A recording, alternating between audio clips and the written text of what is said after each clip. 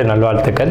அதாவது நம்ம தமிழர்கள் தமிழ் புத்தாண்டை தான் நம்ம வந்து விசேஷமாக கொண்டாடணும் அப்படின்ற ஒரு அமைப்பில் வந்துட்டு இந்த தமிழ் புத்தாண்டு அப்படிங்கிறது வரக்கூடிய ஏப்ரல் 14ஆம் தேதி தொடங்க இருக்குது. நம்மளுடைய தமிழர்களுடைய ஒரு பண்பாட்டில், நம்மளுடைய கணித முறைகளில், நம்மளுடைய சாஸ்திர முறைகளில் முன்னோர்கள் வகுத்து கொடுத்தது எது அப்படின்னு கேட்டிங்கன்னா சித்திரை 1 தான் நமக்கு தமிழ் புத்தாண்டு.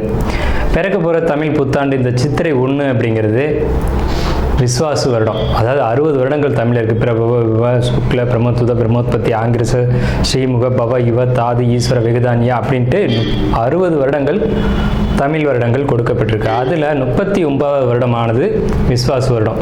இந்த வருடத்தை நோக்கி தான் நம்ம அடியெடுத்து வைக்கிறோம். நம்ம தமிழர்களுடைய கலாச்சாரப்படி பல்வேறு மதங்களும் பல்வேறு இனங்களும் பல்வேறு கலாச்சாரங்களும் இருந்தாலும் இந்த உலகத்தினுடைய ஆதி கர்த்தா, ஜோதிட சாஸ்திரத்தினுடைய ஆதி கர்த்தா அப்படிங்கிறவங்க தமிழர்கள் தான். அப்படிங்கிறதுல எல்லளவு கூட மாற்றம் இல்லை. அப்படிங்கிறத நீங்கள் நல்லா புரிஞ்சுக்கணும். இந்த உலகத்துக்கு சாஸ்திரத்தையும் நாள்காட்டியும் வான சாஸ்திரத்தையும் தொகுத்து கொடுத்தவங்க யான்னு கேட்டால் நம்ம தமிழர்கள்.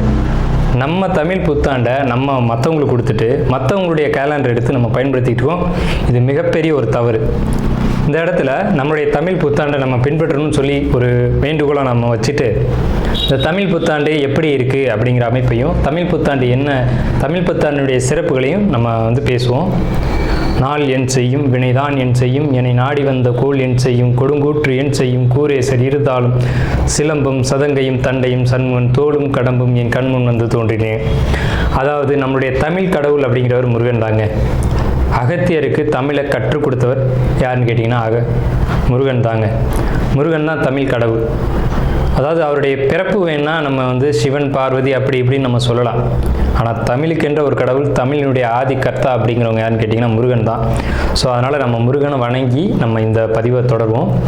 சித்திரை 1 அப்படிங்கிறது ஏப்ரல் 14ஆம் தேதி ஆங்கில கணக்குப்படி. ஆங்கில கணக்கை தயவு செஞ்சு யாரும் எடுத்துக்க வேணாம். ஆங்கில நாள்காட்டி தவறானது தான். இது வந்து நம்ம சவால் விட்டே சொல்லலாம். ஒரு 15 நாட்கள் ஆங்கில நாட்காட்டியில் காணாமல் போய் அதை தேடி கண்டுபிடிச்சி அதுக்காக நாட்களை திருத்தின ஒரு வரலாறு நம்ம வரலாறு இருக்குது. நல்லா தெரிஞ்சுக்கோங்க. இன்னையிலேருந்து இன்னும் நூற்றுக்கணக்கான வருடங்களுக்கு கிரகணத்தை ஆதி காலத்திலே குறித்து வச்சுருக்காங்க நம்ம முன்னோர்கள். ஸோ அப்படிப்பட்ட நம்மளுடைய தமிழ் வருடப்பிறப்பான விஸ்வாச வருடப்பிறப்பு எப்படி நடக்குது அப்படின்னு பார்த்தீங்கன்னா, திங்கட்கிழமை அன்னைக்கு பிரதமை திதியில் சுவாதி நட்சத்திரத்தில் வஜ்ரம் நாமயோகத்தில் கௌளவ கரணத்தில் பிறக்க இருக்குது. இந்த சித்திரை 1 தாங்க கேரளாவில் ஐயப்பனுக்கு நடை திறப்பு முதல்ல நடக்கக்கூடிய நாள். அப்படின்னா சித்திரை விசு அப்படின்னு சொல்லுவாங்க. விசு அப்படின்னா சமப்படுத்துதல் அப்படின்னு பேர். சித்திரை விசு அப்படிங்கிறத கேரளாவில் விசேஷமாக கொண்டாடுறாங்க. ஏன்னா நம்மகிட்டேருந்து பிழிஞ்சு போன ஒரு மொழி வந்து மலையாளம் அப்படிங்கிறது. சரி, விஸ்வாசு வருடத்துக்கு நம்ம முன்னோர்கள் என்ன விளக்கம் கொடுத்துருக்காங்க அப்படின்னா, விஸ்வாசு அப்படின்ற சொல் வந்துட்டு நேர்மை, நீதி, செல்வம் அப்படின்னு உயர்ந்த ஒரு அர்த்தத்தை வச்சுருக்காங்க. நம்மளுடைய தமிழ் மொழிக்கு நம்ம தமிழ்லேயே அர்த்தங்கள் தேட வேண்டிய ஒரு காலகட்டம் வந்தாச்சு. சரி, இந்த விஸ்வாசு வருடம் அப்படிங்கிறது நேர்மை, நீதி, செல்வம் அப்படிங்கிற ஒரு அர்த்தத்தில் வருது இந்த சொல் அப்படிங்கிறது. இந்த விஸ்வாசு வருடத்துக்கு உண்டான பலன்களாக நம்ம முன்னோர்கள் என்ன சொல்லியிருக்காங்க அப்படின்னு பார்த்தீங்கன்னா, விஸ்வாசு வருடம் தன்னில் வேளாண்மை ஏறும், பசுமாடும் மாடும் பழிக்கும், சிசு நாசம், மறையோர்கள் வாழ்வார்கள், மாதவங்கள் மீறுமே, மற்றுலகில் உண்டு மலை அப்படின்னு சொல்லியிருக்காங்க. மற்றுலகில் உண்டு மலை அப்படின்னு முடிக்கிறாங்க. இதனுடைய அர்த்தம் என்னன்னு கேட்டிங்கன்னா, இந்த வருடம் விஸ்வாசு வருடம் அப்படிங்கிறது ஒவ்வொரு 60 வருடங்களுக்கு ஒரு முறை 39 ஆண்டாக பிறக்கக்கூடிய இந்த விஸ்வாசு வருடமானது வருகின்ற காலகட்டத்தில் எல்லாம் வேளாண்மை உயரும் அப்படின்னு சொல்லியிருக்காங்க. பசுமாடும் மாடும் பழிக்கும் அப்படின்னா நம்மளுடைய பசுமாடுகள் அப்படிங்கிறது நல்ல ஒரு முன்னேற்றத்தை அடையும். மாடு ஆடுகளுக்கு ஒரு நல்ல தீவனங்கள் கிடைத்து அதுவும் நல்ல செழித்து வரும். ஆதி காலத்தில் வந்து மாடை தான் செல்வமாக குறிப்பிட்டிருக்காங்க. இன்றைக்கி வந்து பணம் அப்படின்ற ரூபாய் தாள்களை நம்ம வந்து பணமாக குறிப்பிட்றோம்.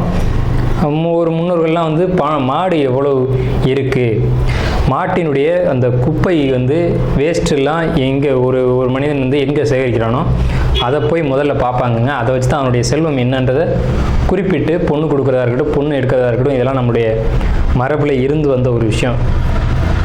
ஸோ அப்போ இத்தனை மாடுகள் இருந்தால் தான் அவன் செல்வந்தன் அப்படின்ற ஒரு கான்செப்ட் வந்து முன்னோர்கள் நமக்கு காமிச்சிருக்காங்க. அப்படிப்பட்ட பசுமாடுகள் மாடும் பழிக்கும் அப்படின்ற ஒரு வார்த்தையை வந்து அங்கே குறிப்பிட்டிருக்காங்க. சிசு நாசம் அப்படின்ற வார்த்தையை சொல்கிறாங்க. மறையோர்கள் வாழ்வார்கள். மறையோர்கள்னால் யாருன்னு கேட்டிங்கன்னா சமுதாயத்தில் முக்கியமாக இருக்கக்கூடிய பெரியவங்க, மற்றவங்களுக்கு வழிகாட்டக்கூடியவங்க வாழ்வாங்க அப்படின்றத சொல்லியிருக்காங்க. மாதவங்கள் மீறுமே அப்படின்ற ஒரு வார்த்தையும் வருது. மாதவங்கள் மீறும் அப்படின்னா ஒழுக்கக்கேடான செயல்பாடுகளில் மனிதர்கள் நடக்க வேண்டிய காலகட்டங்கள் வரும். ஒழுக்கக்கேடுனா என்னங்க? இந்த விரல் தான் ஒழுக்கக்கேடு, இந்த ஒற்றை விரல் தான். இந்த விரலை வச்சு தான் நம்ம பட்டன் அமுக்கிறோம், காசு வாங்கிட்டு அமுக்கிறோம். இதுதான் மாதவங்கள் மீறுமே அப்படின்றது. ஸோ அந்த மாதிரிலாம் இல்லாமல் மனசாட்சிக்கு துரோகம் செய்யாமல் யார் நீதி பரிபாலனம் செய்வாங்க அப்படின்றத தெரிஞ்சு சரியான வாக்களித்து நல்ல தலைவனை தேர்ந்தெடுக்க வேண்டிய காலகட்டங்கள் அப்படிங்கிறத இங்கே மறைமுகமாக இந்த விசுவாச வருடத்தினுடைய வெண்பா பாடல் அப்படிங்கிறது நமக்கு சுட்டி காட்டுது. இந்த சித்திரை வருட பிறப்பானது மகர லக்னம்னு சொல்லக்கூடிய சர லக்னங்களில் விழுகுது. எப்படின்னு கேட்பீங்க? தமிழனுடைய கணக்குப்படி சூரியன் எப்போது கிழக்கு வானில் உதிக்கிறதோ அதுதான் லக்னம். ஸோ சித்திரை மாதம் 1ஆம் தேதியானது உதிக்கக்கூடிய நேரம் அப்படிங்கிறது கிழக்கு வானத்தில் சூரியன் உதிக்கக்கூடிய அந்த டைம் அப்படிங்கிறது 2:22 அதிகாலை மணி 2:22க்கே சூரியன் கிழக்கு வானத்தில் உதிச்சிடறார். அப்போ அது லக்னமாக போட்டுக்கணும், இந்த வருடத்தினுடைய பிறப்பு லக்னமாக போட்டுக்கணும். ஸோ அப்படி நம்ம போடும்போது மகர லக்னம் சர லக்னத்தில் விழுகுது. முன்னோர்கள் சித்திரை 1ஆம் தேதி அப்படிங்கிறத கண்டறிஞ்சு அந்த 1ஆம் தேதி தொடங்கக்கூடிய லக்னத்தை கண்டறிஞ்சு அதுக்கான பலன்களை பஞ்சாங்கங்களில் எழுத ஆரம்பிச்சிருக்காங்க. ஸோ அதன் அடிப்படையில் சர லக்னமான மகர லக்னத்தில் இந்த புத்தாண்டு அப்படிங்கிறது பிறகுது. இது ஒரு விசேஷமான ஒரு விஷயந்தான். ஏன் அப்படின்னு கேட்டிங்கன்னா, அந்த மகர லக்னத்துக்கு அதிபதியான சனி பகவான் ஒரு பலமான ஒரு நிலையில் வருடப்பிறப்பின் போது இருப்பாங்க அப்படிங்கிற ஒரு விசேஷமான ஒரு அமைப்பில் இந்த வருடப்பிறப்பு அப்படிங்கிறது விஸ்வாச வருடம் பிறக்கின்றது. ஸோ இந்த விஸ்வாச வருடம் பிறக்கும் போதே நமக்கு ஒரு நல்ல செய்தி கிடைச்சாச்சு, இந்த வருடம் நன்றாக இருக்க போகுது அப்படிங்கிற ஒரு விஷயம். சரி, இதை சித்திரை மாதம் தான் நீங்கள் தமிழருடைய கலாச்சாரம் அப்படின்னு சொல்லிங்களே, இதுக்கு ஏதாவது ஆதாரம் இருக்கா அப்படின்னு கேட்டிங்கன்னா கண்டிப்பாக இருக்கிறது. புறநானூறு அப்படின்ற ஒரு தமிழ் இலக்கியம் இருக்குது. அதில் போய் தேடி பார்த்தீங்க அப்படின்னா தலைநாள் பூத்த பொன் இனர் வேங்கை அப்படின்ற சொல்லும், கனிவேங்கை நன்னாளே நாடி மலர்தலால் அப்படின்ற வார்த்தை வரும். அதாவது சித்திரை மாதத்தில் பூக்கள் அதிகமாக பூத்து குலுங்கும். அதனால தான் தலைநாள் அப்படின்ற சொல்ல யூஸ் பண்ணுறாங்க. தலைநாள்னா முதல் மாதம் அப்படின்னு, தலை மாதம் கடை மாதம் அப்படின்னு பிரிக்கிறாங்க. கனிவேங்கை நாடி மலர்தலால், கனிவேங்கை நல்லான் நாடி மலர்தலால், அந்த பூக்கள் பூக்கிறதுனால அந்த கனிவேங்கை மாதம் அப்படிங்கிறதையும் தலைநாள் பூத்த பொன் இனர் வேங்கை அப்படின்ற சொல்லும் புறநானூறு அப்படின்ற இலக்கியத்தில் தமிழ் மாதம் முதல் மாதம் சித்திரை மாதம்ன்ற குறிப்பீடு அங்கே இருக்குது. சரிங்களா? வண்ண மலர்கள் பூத்து குலுங்கக்கூடிய ஒரு பொன்னான மலர்கள், பொன் போன்ற மலர்கள். இன்றைக்கும் கேரளாவில் ஒரு மஞ்சள் நிறத்தில் தங்க நிறத்தில் பூக்கக்கூடிய பூக்களை பறித்து அவங்க விசேஷத்துக்கு சித்திரை 1 அன்னைக்கு கொண்டாடுறாங்க. அவங்க தமிழ் பண்பாடை பின்பற்றுறாங்க அப்படின்றத இதை நீங்கள் தெரிஞ்சுக்கலாம். சரிங்களா? இப்போ இந்த சித்திரைக்கு அதிதேவதை யாருன்னு கேட்டிங்கன்னா மகாவிஷ்ணு. மகாவிஷ்ணு தான் காக்கக்கூடிய கடவுள் அப்படின்னு சொல்கிறாங்க. மகாவிஷ்ணு எங்கும் நிறைந்தவர் அப்படின்னு சொல்கிறாங்க. சரிங்க சார், சித்திரை மாதம் விசேஷங்களை கொண்டாடலாமா அப்படின்ற ஒரு கேள்வி வரும். 100% கொண்டாடலாம். ஏன்னு கேளுங்க. இதுக்கு உதாரணம் ராமர் தான். ராமர் பட்டாபிஷேகம் ஏற்ற மாதம் எதுன்னு கேட்டிங்கன்னா சித்திரை மாதங்க. அப்போது விலக்கப்பட்ட மாதங்கள் அல்ல, இது விசேஷத்துக்கு ஏற்றுக்கொள்ளப்பட்ட மாதம் எதுன்னு கேட்டிங்கன்னா சித்திரை மாதம்தான். பகவத்கீதையிலே ஒரு வார்த்தை வருது, ருதுக்களில் நான் வசந்த ருதுவாக இருக்கிறேன் அப்படின்னு கிருஷ்ணன் சொல்கிறார். நம்மளுடைய வாக்கியம் இல்லை, இது பகவானுடைய சொல். அப்போ வசந்த ருது அப்படின்றது எதுன்னு கேட்டிங்கன்னா சித்திரை 1 தான் வசந்த ருதுவினுடைய தொடக்கம். வசந்த காலம் அப்படிங்கிறது வெயில் காலம் அப்படின்னு தான் பேர், கோடை காலம் அப்படின்னு பேர். வசந்த காலமானது சித்திரை வைகாசி, இந்த 2 மாதத்தையும் வசந்த காலம் அப்படின்னு குறிப்பிடுறாங்க சமஸ்கிருதத்தில். அப்போ இந்த வசந்த காலம் எனக்கு பிடித்த ருது அப்படின்னு சொல்கிறாரு கிருஷ்ணர். ஸோ ராமர் பட்டாபிஷேகம் ஏற்றுக்கிட்ட ருது எது அப்படின்னு கேட்டிங்கன்னா சித்திரை மாதம். அப்போ சித்திரை மாதம் புது வீடு வாங்கலாம், புது வீடுக்கு கிரகப்பிரவேசம் பண்ணலாம், புது மனை எழுப்பலாம், மனை சம்பந்தப்பட்ட விஷயங்கள், மங்கள காரியங்கள், இது எல்லாம் செய்வதற்கு உகந்த மாதம் சித்திரை மாதம். சரி, அப்போ அந்த சித்திரை மாதம் பார்த்திங்கன்னா சித்திரா பௌர்ணமி அப்படின்னு ஒன்று வரும். சித்திரை பௌர்ணமி அப்படின்ற ஒரு விசேஷம் வரும். சூரியன் மேசத்திலும் சந்திரன் துலாத்திலும் இருந்து சித்திரை நட்சத்திரம் வருகின்ற நாளில் பௌர்ணமி திதியானது உதிக்கும். ஒவ்வொரு தமிழ் மாதத்துக்கும் குறிப்பிட்ட நட்சத்திரத்தில் தான் பௌர்ணமி திதி வரும். அந்த திதி எந்த காலகட்டத்திலையும் மாறாது. அதனால தான் தமிழர்கள் ரொம்ப நுட்பமானவர்கள் நம்ம சொல்கிறோம். வைகாசி மாதம் அப்படின்னு எடுத்துக்கிட்டோம்னா அந்த மாதத்துக்கு பேர் வைகாசின்னு ஏன் வந்தது அப்படிங்கிறது தெரியணும். விசாக நட்சத்திரத்தில் பௌர்ணமி உதிக்கும். மேச ராசியானது மே மாதம் நம்ம மேச ராசின்னு சொல்கிறோம், மேடத்தை மே அப்படின்னு சொல்கிறோம். நம்மக்கிட்டேருந்து எடுத்துக்கொண்ட ஒரு வார்த்தை ஆங்கிலத்தில்.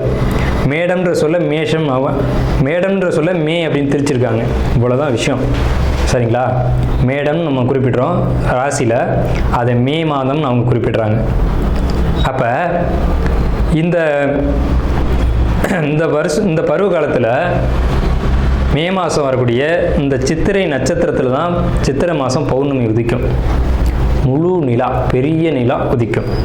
சந்திரன் வந்து ரொம்ப பிரகாசமாக இருக்கக்கூடிய பௌர்ணமி திதியானது முதல்ல உதிக்கிற மாதம் சித்திரை மாதத்தில் தான் அவ்வளோ முழு நிலாவாக ஒலிக்கும். இந்த சித்ரா பௌர்ணமி அப்படிங்கிறது சித்திரகுப்தனுக்கான விசேஷ நாள். சித்திரகுப்தன் யாருங்க? யமனுடைய பிஏ, யமனுடைய கணக்காளி, யமனுடைய பணியாளர்.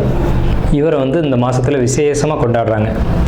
நம்மளுடைய முன்னோர்கள் இறந்தவங்க இருக்காங்க அப்படின்னா அவங்க நல்ல ஆத்மாவா கெட்ட ஆத்மாவான்னு கணக்கு எழுதக்கூடியவர் சித்திரகுப்தன் தான்.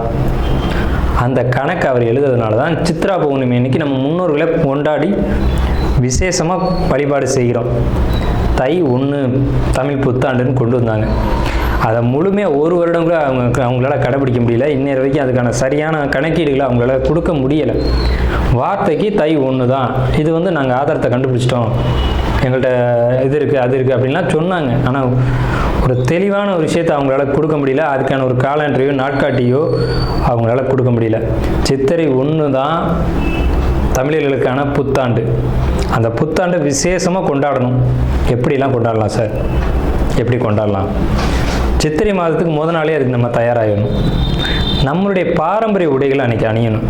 என்னது நம்ம பாரம்பரிய உடை அப்படின்னு கேட்டிங்கன்னா, தும்பப்பூ மல்லு வேட்டின்னு கேள்விப்பட்டிருப்பீங்க. மல்லு வேட்டி வந்து தும்ப நிறத்தில் தாங்க இருக்கும். தமிழருடைய உடை அப்படின்னு எடுத்துக்கிட்டிங்கன்னா, நம்ம வந்து வெயிலில் இருக்கக்கூடியவங்க, விவசாயம் பண்ணக்கூடியவங்க, உழைக்கக்கூடியவங்க, நமக்கு வந்து மல்லு வேட்டி தான் ஒத்து வரும். இந்த இப்போ கலாச்சாரம் மாறிடுச்சு, என்னென்னவோ உடைகள் அணிகிறாங்க. அதெல்லாம் நமக்கான உடை கிடையாது. தும்பப்பூ மல்லு வேட்டி தான் நமக்கான உடை. அப்போ இந்த மல்லு துணியை தான் நம்ம வஸ்திரத்தை அணியணும். மேல் சட்டை போடக்கூடிய வழக்கம் நம்மளுடைய கலாச்சாரத்தில் கிடையாது. அப்படி போடுறது ரொம்ப தவறான விஷயம். நம்ம தவறான விஷயத்தை நோக்கி போய்கிட்டு இருக்கோம். ஒரு ஊசியில் குத்தி ஒரு துணியை நெஞ்சு நீங்கள் போட்டிங்கன்னா நீங்கள் தமிழர்களே கிடையாது. உறுதியாக சொல்லுவேன். வெறும் துணியை நூலில் கோக்காமல் அணிகிறவன் தான் உண்மையான தமிழன். இதை மறுத்து பேசவே முடியாது. இதுதான் உண்மையான வரலாறு. அதாவது ஒரு துணியை எடுத்து அப்படியே உடலில் சுற்றிக்கணும், அவன் தான் தமிழன். மேல் அங்கம் வந்து வஸ்திரம்ன்ற துண்டும், அது எவ்வளோ பெருசாக வேணாலும் இருக்கலாம், அது சின்னதாக வேணாலும் இருக்கலாம். அது அவங்களுடைய வசதியை பொறுத்தது. ஆனால் சுத்தமான மல்லுவாக இருக்கணும். மல்லுன்றது பருத்தி நூலால் செய்யப்பட்டது. நம்ம வந்து பருத்தியை உற்பத்தி செய்யக்கூடியவங்க. நம்ம நிலத்தில் தான் பருத்தி உற்பத்தி ஆகும். அதுக்கான சரியான மண் வந்து தமிழர்களுடைய மண் தான். உலகத்துக்கே ஆடையும் சாஸ்திரத்தையும் கற்றுக் கொடுத்தவங்க யாருன்னா தமிழன் தான். ஸோ இந்த மாதிரி பாரம்பரிய உடைகளை அணிஞ்சு நம்ம விசேஷத்தை கொண்டாடணும். பச்சடி செய்வாங்க அன்னைக்கு, சித்திரை 1 அன்னைக்கு பச்சடி செய்வாங்க. இன்றைக்கெலாம் யாருமே செய்யறதில்ல. வேப்பம்பூ பச்சடி, மாங்காய் பச்சடி இதெல்லாம் செய்வாங்க. அது ரொம்ப இனிமையாக இருக்கும். வேப்பம்பூ எப்படி சார் இனிமையாக இருக்கும்? செய்வாங்க சார், அதை இனிப்பாக செய்ய முடியும். பச்சடி செய்வாங்க. அன்னைக்கு அந்த உணவை எடுத்துக்கணும். வேப்பம்பூ ரசம்லாம் வச்சு அன்றைக்கி சாப்பிடுவாங்க. அவ்வளோ ருசியாக இருக்கும். அந்த நாளில் அந்த உணவை தான் எடுத்துக்கணும்னு நமக்கு முன்னோர்கள் சொல்லியிருக்காங்க. அதை தவிர்த்து நீங்கள் போகிறது அப்படிங்கிறது ஒரு சிறப்பான விஷயம் கிடையாது. சரி, நம்ம வந்து இந்த 39ஆம் ஆண்டில் இருக்கோம். கலியுகாதி வருஷம் 5127ஆவது ஆண்டு இந்த விசுவாச வருடம் பிறக்குது. இந்த ஆண்டினுடைய ராஜா மந்திரி அப்படிங்கிறது சூரியன். இந்த ஆண்டினுடைய ராஜா மந்திரி அப்படிங்கிறது சந்திரன். அர்க்காதிபதி சூரியன், மேகாதிபதி சூரியன், சஸ்யாதிபதி குரு, சேனாதிபதி சூரியன், ரசாதிபதி சனி. இந்த ஆண்டினுடைய ராஜா அப்படின்னு சொல்லக்கூடியவர் சந்திரன் பலமாக இருக்காங்க. இந்த ஆண்டு உடைய தொடக்கத்திலே பலமாக இருக்காங்க. சனி பலமாக இருக்காங்க. சூரியன் பலமாக இருக்காங்க. சூரியன் எப்போவுமே வருஷ ஆண்டு பிறப்பு அப்படின்னாலே சூரியன் பலமாக தான் இருப்பார். அது என்ன ஸ்பெஷல்னு கேட்டிங்கன்னா, அந்த வீடு வந்து எந்த ஒரு பலகீனமும் அடையாமல் இருக்குது. மேசராசி. சஸ்யாதிபதி குரு அதீத பலத்தில் இருக்கார். எப்படின்னு கேட்டிங்கன்னா, பரிவர்த்தனை யோகத்தில் குரு சுக்கிரன் பரிவர்த்தனையில் தங்களுடைய வீடுகளை மாற்றிக்கிட்டு, பகை கிரகங்கள் தான் குரு சுக்கிரன், ஆனால் தங்களுடைய வீடுகளை பரிமாற்றம் செஞ்சுக்கிட்டு நல்ல ஒரு பலமான நிலையில் இருக்காங்க. இந்த வருஷம் மழை வந்து ரொம்ப அற்புதமாக பெய்யும். சகல ஜீவராசிகளுக்கும் உணவுகள் தட்டுப்பாடு இல்லாமல் கிடைக்கும். ரொம்ப பெரிய ஒரு அற்புதமான விஷயம். அன்னதானங்கள், கோயில் விசேஷங்கள் சிறப்பாக நடக்கும். ஆனால் அந்த புனித யாத்திரைக்கு போகக்கூடியவங்களுக்கு இந்த விஸ்வாச வருடம் அவ்வளோ சிறப்பாக இல்லை. அங்கே சில நெருக்கடிகள், தொந்தரவுகள் இருக்கலாம் அப்படின்ற ஒரு சின்ன மைனஸ் மட்டும்தான் இருக்குது. அதே நேரத்தில் உணவு உற்பத்திகள் அப்படிங்கிறது அதிகரிக்கும். மழை நல்லா பொழியும். அணு ஆயுத உற்பத்திகள் அதிகமாக இருக்கும். ஆயுதங்கள், இரும்பு, எஃகு போன்ற விஷயங்களுடைய உற்பத்தி அதிகரிக்கும். மருத்துவத்தில் இந்திய தேசம் முதலிடத்தை வகிக்கும். வட மாநிலங்களில் வெள்ள பாதிப்புகள் ஏற்படும். மின்சார தடைகள் அடிக்கடி ஏற்படும். பேட்டரி வாகனங்கள் அதிகரிக்கும். பெரும்பாலும் இந்த பெட்ரோலியம் சம்மந்தப்பட்ட வாகனங்கள் அப்படிங்கிறது குறையும். தங்கம், வெள்ளி உளைச்சல் அப்படிங்கிறது உச்சத்தை அடையும். விலை உச்சத்தை அடையும். தங்கம், வெள்ளியை பொறுத்த வரைக்கும், ஆபரணங்களை பொறுத்த வரைக்கும் விலை உச்சத்தை அடையும். ஆனால் விலையும் அதிகம் அடையும் போதெல்லாம் அந்த விற்பனையும் அதிகமாகும். நல்ல லாபங்கள் கிடைக்கும். அதிகமாக தங்க நகைகளை வாங்கி அணியக்கூடியதும் சேமிக்கக்கூடியதும் இந்த ஆண்டு மக்கள் செய்வாங்க. சுரங்கம், பெட்ரோலியம், கிணறு இதை பொறுத்த வரைக்கும் விபத்துக்கள் ஏற்படுத்தி கொண்டே இருக்கும். பெண்களுக்கு அவமரியாதைகளும் பாலியல் தொந்தரவும் நடைபெறும். இது ஒரு மைனஸ் தாங்க. பூச்சி, கருவண்டு இந்த மாதிரியான விஷயங்கள் அதிகரிக்கும். வெங்காயம், தக்காளி, பூண்டு, மாங்காய், புளி இதனுடைய உற்பத்தியும் அதிகமாக இருக்கும். விலையும் அதிகமாக இருக்கும். மனிதர்களுக்கு இந்த நடைப்பயணம் போகக்கூடியவங்களுக்கு மட்டும் கொஞ்சம் தொந்தரவுகள் இருக்குங்க. இது இந்த ஆண்டினுடைய பலனாக இருக்குது. இந்த ஆண்டு எப்படி கொண்டாடணும் அப்படின்றத பற்றி நம்ம பேசணும், சரிங்களா? அப்போ அந்த நாளில் புத்தாடைகள் அணிஞ்சு விசேஷமாக நம்ம அதுக்கு முத நாளே தயாராகிடணும். சித்திரை கனி காணுதல் அப்படின்னு சொல்லுவாங்க. சித்திரை கனி காணுதல் தமிழருடைய ஒரு மரபான பண்பாடு. இந்த சித்திரை மாதத்துக்கு முத நாளே அதுக்கான ஏற்பாடுகள்லாம் செஞ்சு வச்சுட்டு நீங்கள் அடுத்த நாள் புத்தாண்டு பிறக்கும்போது அந்த சித்திரை கனி காணுதலோடு நீங்கள் தொடங்குனீங்க அப்படின்னா இந்த புத்தாண்டு ரொம்ப பெரிய விசேஷத்தை உங்களுக்கு கொடுக்கும். நீங்கள் 12 ராசிகளில் எந்த ராசியில் பிறந்திருந்தாலும் உங்களுக்கு ஏற்றம் தான் அப்படிங்கிறதுல மாற்றுக்கிறதுக்கு இடமில்லை. 12 ராசிகளுக்கும் யோகத்தை கொடுக்கக்கூடிய ஒரு ஆண்டு தான் இந்த சித்திரை புத்தாண்டு பிறப்பு, விஸ்வாச வருட பிறப்பு. விஸ்வாசு அப்படின்னாலே விஸ்வாசம் அப்படின்ற சொல்ல ஒரு தெரிந்த சொல்ல தான் நம்ம பார்க்குறோம். நேர்மையாகவும் மக்கள் செயல்படுவாங்க, நீதியோடு நடந்துக்குவாங்க. நீதி என்னன்றது தெரியும். தலைமையில் இருக்கக்கூடியவங்களுக்கு கொஞ்சம் தொந்தரவுகள் வரும். தலைமை அப்படின்னா உங்களுக்கு தெரியும், அரசாங்கத்தில் அரசியலில் இருக்கக்கூடியவங்களுக்கு தொந்தரவுகள் வருது அப்படிங்கிறதெல்லாம் மாற்றுக்கிறதுக்கு இடமில்லை. இதை பலர் சொல்லலாம், பலர் மறுக்கலாம். நடக்கும்போது சில விஷயங்கள் நீங்கள் தெரிஞ்சுக்கிங்க. புத்தாண்டினுடைய பிறப்பானது சிம்ம மாந்தியில் தொடங்குகிறது. அப்போ தலைமையில் இருக்கக்கூடியவங்க யாருன்னு நம்ம குறிப்பிட்டு சொல்ல முடியாது. எல்லாருமே தலைமை தான். அந்த பார்லிமெண்ட்டு, அதே மாதிரி நாடாளுமன்றம், இந்த மாதிரி இடங்களுக்கு போகக்கூடியவங்க எல்லாருமே தலைமை தான். இவங்களுக்கு மட்டும் கொஞ்சம் எச்சரிக்கையாக இருக்கணும் அப்படின்ற காலகட்டம்.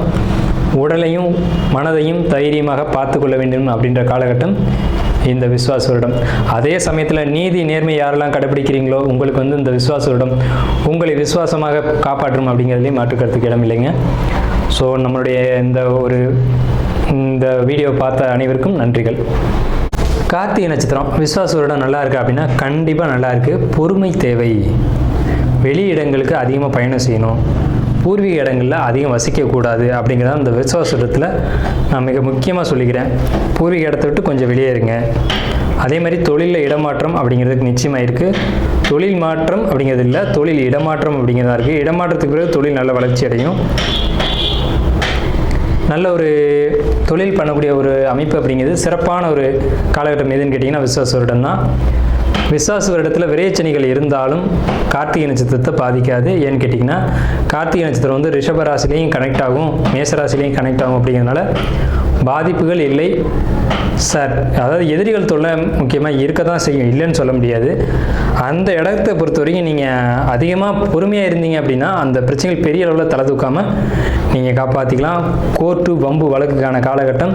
இந்த நேரம் பொறுமையும் நிதானமும் தேவை கார்த்திகை நட்சத்திரத்துக்கு. தமிழ் புத்தாண்டு விஸ்வாச வருடம் நடக்கக்கூடிய இந்த புத்தாண்டு எப்படி இருக்கும் மேசராசிக்கு அப்படின்னு ஒரு கேள்வி எல்லா மேசராசிக்காரங்களுக்கும் இருக்க தான் செய்யும். இது இயல்பான ஒரு விஷயந்தான். விஸ்வாச வருடம் அப்படின்னா என்ன? விஸ்வாசு அப்படின்னா ஒரு நேர்மை, ஒரு ஒழுக்கம், ஒரு நீதி, ஒரு செல்வம் இப்படின்ற பொருளை முன்னோர்கள் வகுத்து கொடுத்துருக்காங்க. இப்படிப்பட்ட இந்த விஸ்வாச வருடத்தில் மேசராசிக்கு என்ன பலன்கள் நடக்கும் அப்படிங்கிறத நம்ம பார்க்குறோம். விஸ்வாச வருடம் தன்னில் வேளாண்மை ஏறும், பசுமாடு மாடும் பலிக்கும்,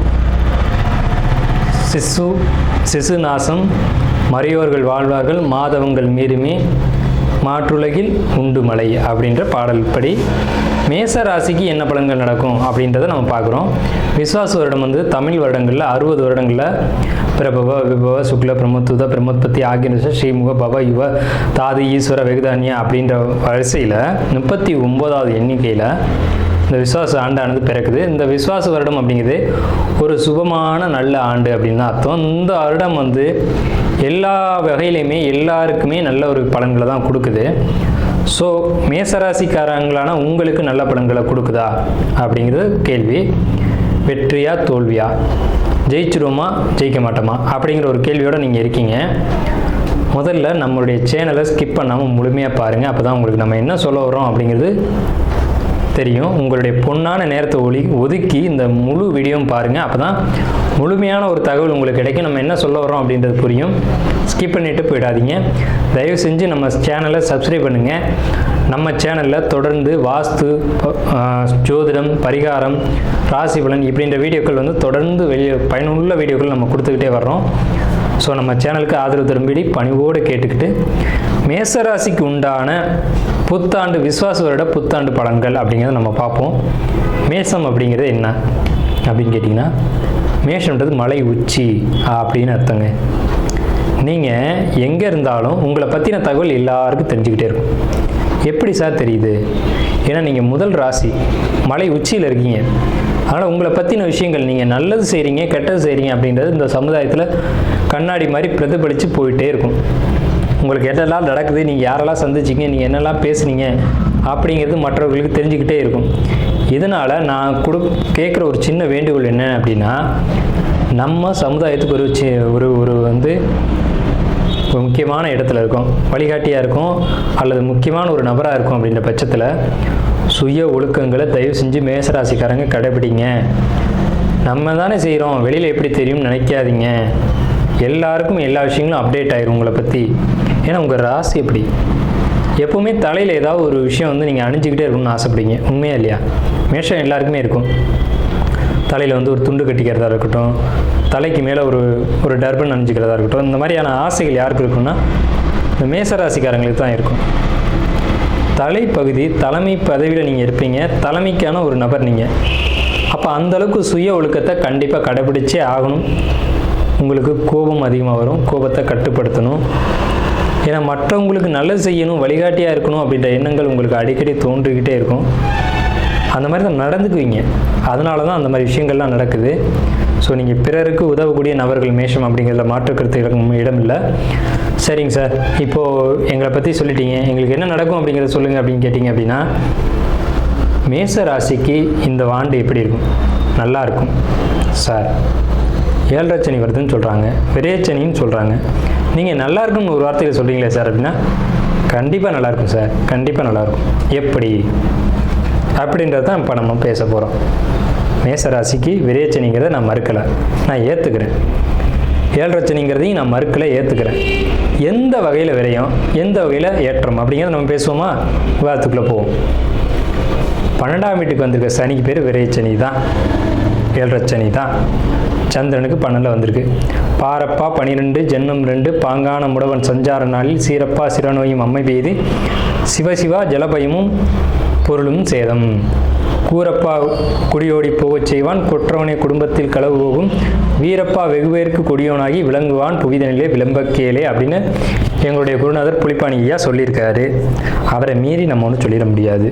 அவர் ஒன்றும் தெரியாத ஆள் கிடையாது. சரி, எப்படி சார் பாசிட்டிவ்னு சொல்கிறீங்க அப்படின்னா, உங்களுடைய ராசிக்கு 7, 9, 11 இந்த இடங்கள் சுபமான இடங்கள். எல்லா ராசிக்கும் எல்லாருக்குமே அது சுபமான இடங்கள். அந்த இடத்த குரு பார்வை செய்கிறார். அப்போ அது பாசிட்டிவ் தானே? ஏன் அதை பேச மாட்டீங்க? அப்போ இதை பேசுனீங்க அப்படின்னா அதையும் பேசி தானே ஆகணும். குருவுக்கு ஒரு படம் இருக்கும் இல்லையா? சனி நின்ற இடம் வளர்ச்சி, பார்த்த இடம் பால். குரு நின்ற இடம் பால், பார்த்த இடம் வளர்ச்சி. இதையும் பேசணும்ல. உங்கள் ராசிக்கு 7 சனி வந்தாச்சு. பொறுமை தேவை, நான் மறுக்கலை. பொறுமையை நீங்கள் தவறுவீங்க. பொறுமை தவறும்படியான சம்பவங்கள் உங்களுக்கு நடக்கும். ஆனால் பொறுமை தவறிடாதீங்க. ஏன்னா டக்குன்னு ஷார்ட் டெம்பர், சார் நான் கோவமாக பேசிடுவேன் சார் அப்படின்னு அதை ஒரு கௌரவமாக பேசிக்கிறவங்க யாருன்னா மேசராசிக்காரங்களான்னு நீங்கள் தான். ஷார்ட் டெம்பர்னு அதுக்கு பேர். ஷார்ட் டெம்பருங்கிறதே நீங்கள் ஒரு கௌரவமாக பேசிக்கிங்க. வேணாம் சார், இந்த காலகட்டத்தில் பொறுமையை கடைப்பிடிங்க சார். அதை சொல்லிக் கொடுக்க தான் சார் சனி வர்றாரு. சனி 3ஆம் பார்வை உங்கள் ராசிக்கு 2ஆம் இடத்தை பார்க்குறாரு சார். வாக்குஸ்தானத்தில் பார்வை செய்கிறார். அப்போ என்ன செய்வார்? கோபத்தில் வார்த்தைகளை சிதற வச்சிருவார். நீங்கள் பேசுகிற விஷயங்கள் எல்லாமே தவறாயிடும். அப்படின்னா பேச்சை கட்டுப்படுத்தணும் அப்படின்ற அர்த்தம். பேச்சின் மூலமாகத்தான் உங்களுக்கு வில்லங்கங்கள் பிரச்சனைகள் வர காத்துக்கிட்டு இருக்கு. பேச்சை குறைத்து கொண்டு மூச்சை கவனிங்க. மூச்சு கவனிச்சிங்கன்னா பேச்சு குறைஞ்சிரும். இதுதான் உண்மை. சுவாசம் ரொம்ப அடிப்படை ஒரு மனிதனுக்கு. பேச்சும் மூச்சும் நேர் எதிரெதிராக இருக்கும். மூச்சு குறையும் போது பேச்சு அதிகமாகும், பேச்சுக்கு அதிகமாகும் போது மூச்சு குறையும். நல்லா கவனிச்சு பாருங்கள். பேசுகிறத குறைங்க சார். பேசுறதை குறைச்சிங்கனாவே உள்ளுக்குள்ளே யார் என்ன ஏது எப்படி அப்படிங்கிற விஷயங்கள் புலப்பட ஆரம்பிச்சிடும். ஸோ மூச்சு பயிற்சி தேவைன்னு சொல்கிறேன் சார். மேசராசிக்கு கண்டிப்பாக மூச்சு பயிற்சி செய்யுங்க. காலையில் விடிய காலையில் ஒரு 4 மணி 4:30 மணிக்கு எழுந்து பிராணாயாமம் பண்ணுங்க. கண்டிப்பாக உங்களுக்கு இந்த 7.5 சனி பாதிக்காது. சவால் விட்டே சொல்கிறேன், தப்பு இல்லை. நம்ம கடைபிடிக்க சொல்லி அவங்க பயன்படுத்தி வெற்றி அடைஞ்ச விஷயங்களை மட்டும்தான் நம்ம சொல்லுவோம். உங்கள் ராசிக்கு 7ஆம் இடத்தை பார்வை செய்யக்கூடிய குரு உங்கள் கணவன் மனைவி உறவுகளுக்குள்ள ஒரு நல்ல அந்யோன்யம். சார் நான் வந்து கோபக்காரன் சார். ஆமாம், நீங்கள் கோபப்பட்டாலும் உங்கள் மனைவி உங்கள்கிட்ட அனுசரித்து போவாங்க சார். இந்த காலகட்டத்தில் எப்போ இந்த புத்தாண்டில் மட்டும், அடுத்த வருட படங்களை நம்ம அடுத்த வருஷம் பேசிக்குவோம். 7.5 வருஷம் 7.5 சனி. ஒரு வருஷத்துக்கான பலனை தான் நம்ம இப்போ பார்த்துட்ருக்கோம். இந்த வருடத்தில் எப்படி இருக்கும்? கணவன் மனைவி உறவு ஒற்றுமை சந்தேகமே வேண்டாம் சார். வாழ்க்கை துணை தான் சார் வாழ்க்கையில் முக்கியமான விஷயம். வாழ்க்கை துணை ஒன்று மட்டும் சரியாக இல்லைன்னா வாழ்க்கை சிதறி போயிடும் சார். இது யாருமே மறுக்க முடியாது. நீங்கள் எவ்வளோ பெரிய ஜாம்பவான வேணாலும் இருக்கேன், வாழ்க்கை துணை ஒன்றை வச்சு உங்களை அடிக்கலாம். ஆனால் உங்களுக்கு இறைவன் இந்த ஆண்டு வாழ்க்கை துணையை நல்லபடியாக கொடுக்குறாரு. எதிரியாக இருந்தவங்க கூட ஒற்றுமையாக மாறிடுவாங்களே, அதுக்கு மேலே என்ன வேணும்? 2வது விஷயம், உங்களுடைய 9ஆம் இடத்தை குரு பார்வை செய்கிறார் சார். 9ன்றதே பாக்கியஸ்தானம்னு பேர் சார். பாக்கியம், எல்லா பாக்கியங்களையும் அனுபவிக்கக்கூடிய காலகட்டம் இந்த விஸ்வாச வருடம் தான் சார். உங்கள் ஜாதகத்தில் என்ன யோகம் என்ன பாக்கியம் சொல்லியிருக்கு அதில் இருக்கட்டும். பாக்கியம் சொல்லியிருக்கு. ஆமாம் சார், அமல யோகம் இருக்குது, விமல யோகம் இருக்குது, சச யோகம் இருக்குது, சகட யோகம் இருக்குது, விபரீதராஜ யோகம், எல்லா யோகம் இருக்குல்ல. அந்த யோகம் செயல்படணும்ல. செயல்படக்கூடிய காலகட்டம் விஸ்வாச வருடம் தானே. 9ஆம் இடத்தை குரு பார்க்கக்கூடிய காலகட்டம் தானே அந்த யோகம் உங்களை தேடி வரும். தகப்பனார் சொத்து உங்களை தேடி வரும். தந்தையோட அனுகூலம், தந்தையோட ஒற்றுமை, தந்தை உங்களை புரிஞ்சுக்கிறது, இது எல்லாமே இந்த விஸ்வாச வருடத்தில் நடக்குது சார். டவுட்டே வேணாம். அதே சமயத்தில் நீங்களும் பொறுமையாக அதை கடைபிடிக்கணும். நீங்களும் பொறுமையை தவற விட்டுறாமல் அதை வந்து தக்க வச்சுக்கணும் அப்படிங்கிறத நான் சொல்கிறேன். ஏன்னா இந்த சனிபவனுடைய பார்வை உங்களுக்கு 9ஆம் இடத்தை அவரும் சேர்ந்து பார்ப்பார். அப்படின்றப்போ இதெல்லாம் புரிஞ்சுக்கிட்டு நீங்களும் மற்றவங்களுக்கு அனுசரித்து செல்ல வேண்டும் அப்படிங்கிற ஒரு ஸ்ட்ராங்கான விஷயம் இருக்குது. உங்கள் ராசிக்கு 5ஆம் இடத்துல வந்துருக்கூடிய கேது பகவான் என்ன செய்வார்? ஆலயம், ஆன்மீகம், பிராணாயாமம், மூச்சு பயிற்சி, தியானம், யோகா போன்ற விஷயங்களை கொடுப்பார். அந்த விஷயங்களை கடைப்பிடிங்க சார். இப்போ பூரம் பாருங்கள், அந்த மேசராசிக்காரங்களாம் யோகா பழைய யோகாலாம் விட்டுருப்பீங்க, பிரேக் பண்ணியிருப்பீங்க, திருப்பி எடுத்து செய்வீங்க பாருங்கள். இந்த புத்தாண்டில் செய்யும்போது எல்லா பிரச்சனையும் தடம் தெரியாமல் போகும் பாருங்கள். வந்த பிரச்சனைகள்லாம் கடந்த காலகட்டங்களில் இந்த சனி பயிற்சிக்கு முன்னாடியே நான் சொல்கிறேன், இந்த விஸ்வாசோட பிறக்கிறதுக்கு முன்னாடியே வர வேண்டிய பிரச்சனைகள்லாம் காணாமல் போகும். உங்களுக்கே ஆச்சரியமாக இருக்கும். இதைத்தான் நான் ஆரம்பத்தில் சொன்னேன், 7.5 சனி பாதிக்காதுன்னு. கண்டிப்பாக பாதிக்க போதில்லை. சரிங்க சார். 11ஆம் இடத்துக்கு வந்திருக்கூடிய ராகுபவன் என்ன செய்ய போகிறார்? தொழிலில் பிரம்மாண்ட லாபம், தொழிலில் வெற்றி. இதானே சார் எல்லோரும் கேட்பாங்க. வாழ்க்கையில் தொழில் வெற்றி தானே சார் முக்கியம். தொழில் சரியாக இருந்தால் எல்லாம் சரியாக இருக்கும்ல சார். வெற்றி, தொழில் வெற்றி அப்படிங்கிறது 11ஆம் இடத்து ராகு. குடும்ப அமைப்புக்குள்ளே ஒரு ஒற்றுமை, வருமானம், தனலாபம் கண்டிப்பாக உண்டு. சகோதர வழி ஒற்றுமைகள் உண்டு. சகோதர வழிகளில் சின்ன சின்ன சங்கடங்கள் வரலாம், இல்லைன்னு நான் மறுக்கலை. சகோதரனால தான் பிரச்சனை வருங்கிறத நான் ஆழமாக சொல்கிறேன். சகோதரனை விட்டு விலகிருங்கன்றதை நான் சொல்கிறேன். தாய் வழி உறவில் கொஞ்சம் சிக்கல் நெருடல்கள் வரும். அம்மாவுக்கு உடல் ரீதியான தொந்தரவுகள் வரலாம், வராதுன்னு நான் சொல்லலை. அதே சமயத்தில் உங்களுக்கு ஆன்மீக பயணங்கள், ஆன்மீக பாதைகள் தேவை. குழந்தை வழி அனுகூலம், குழந்தைகள் வெளிநாடு வெளியூர் போய் படிக்கக்கூடிய யோகம் உண்டு. எதிரிகளால் தொந்தரவுகள் உண்டு. எதிரிகளால் ஏற்பட்ட தொந்தரவுகள் நிவர்த்தியாகக்கூடிய காலகட்டமும் இதுவே. அதை சரியாக பயன்படுத்திக்கோங்க. சரிங்களா? கணமுள்ள நவமாறு தனலாபம் 3 கதிர்மைந்தன் தானிருக்க விதி தீர்க்கம். கணமுள்ள தனமாறு லாபம் 3 கதிர்மைந்தன் தானிருக்க விதி தீர்க்கம். தனலாபம் பிதிர்தோஷம் சத்ருபங்கன் தரணிதனில் பேர் விளங்கும் அரசன் லாபம் அப்படிங்கிறாங்க. அப்போ இந்த காலகட்டத்தில் சனி பயிற்சியானது உங்களுக்கு தனலாபத்தையும் ஒரு பிதிர்தோஷம் இருந்தாலும் சத்ருபங்கம் எதிரியை ஜெயிக்கக்கூடிய காலகட்டம்னு சொல்லிட்டாங்க. ஸோ இந்த காலகட்டம் நீங்கள் எதிரியை ஜெயிக்கக்கூடிய காலகட்டம். 7 சனியில் நீங்கள் தான் கவனமாக இருக்கணும். எதிரிகளுக்கு இடம் கொடுத்து விடக்கூடாது. அப்போ நீங்கள் கோவப்பட்டால் மட்டும்தான் சார் பிரச்சனை, வேறு எங்கேயுமே தொந்தரவு இல்லை சார். பாசிட்டிவான பலன்கள் 70% இருக்குது சார். கண்டிப்பான முறையில் பாகிஸ்தான் நல்லா இருக்குது, தந்தை வழி அனுகூலம் நல்லா இருக்குது, தொழில் நல்லா இருக்குது, தொழிலில் லாபம் பிரம்மாண்டமாக இருக்குது, தொழில் நஷ்டம் குறைவாக தான் இருக்குது. தொழில் நஷ்டம் அப்படிங்கிறது இந்த ஆண்டு விஸ்வாச இடத்துல மேசராசிக்கு இல்லை. தொழில் இடமாற்றம், தொழில் மாற்றம் இது நிச்சயமாக இருக்குது சார். தொழிலை ஒரு இடத்துல பண்ணுறீங்க சார், இடம் மாற்றினா கொஞ்சம் பணம் கைப்பிடிக்குமே சார். ஆமாம், ஆனால் அது நீடித்த ஒரு வளர்ச்சிக்கு போகுமே, அதையும் பேச மாட்டீங்க. விரயச்சனிக்கு விரயம் செய்யணும், சுப விரயம் செய்யணும். தொழிலை மாற்றுங்க, தொழிலை மாற்றுங்கன்னு சொல்ல, தொழிலை இடம் மாற்றுங்கன்னு சொல்கிறோம். தொழில் ஒரு இடத்துல பண்ணிடுறீங்க சார், அது சரியாக இல்லை, அந்த இடம் வந்து ஒரு வசதியாக இல்லை. இன்னொரு இடம் வசதியாக வருது சார், ஆனால் கொஞ்சம் கன்வீனியன்ட் இருக்குது, ஆனால் அதனால விரயங்கள் வருது அப்படின்னா அந்த விரயம் சுப விரயம் தானே சார். எனக்கு பையன் இருக்காங்க சார், எதுவுமே காது குத்தில் விசேஷம் வைக்கல, வைங்க நல்லா இருக்கும்ல. எல்லா உறவுகளும் ஒன்று சேருவீங்கல்ல, அந்த காரியத்தை செய்யுங்க சார். எனக்கு பொண்ணு இருக்கா, பொண்ணுக்கு ஒரு விசேஷம் வைங்க. பொண்ணை கேட்பாங்கல்ல, பொண்ணை கொடுக்கலாம்ல. பொண்ணுக்கு திருமண தடைன்றது அங்கே உடையதில்லை.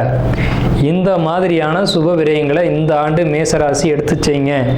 வீடு வாங்குங்க அல்லது வீடு கட்டுங்க, கிரகப்பிரவேசம் பண்ணுங்க. இந்த மாதிரி சுப காரியங்களுக்கான சுப விரயமாகத்தான் இந்த சனி பயிற்சியானது இருக்குது. குரு பயிற்சி பாசிட்டிவாக இருக்குது, ராகுகேது பயிற்சி பாசிட்டிவாக இருக்குது. இத்தனை கிரகங்களும் உங்களுக்கு சாதகமாக இருக்கும்போது எப்படி அசுபங்கள் நடக்கும்? நல்லதே நடக்கும் மேசராசிக்கு இந்த விசுவாச வருடம். நன்றியும் வாழ்த்துக்கள்.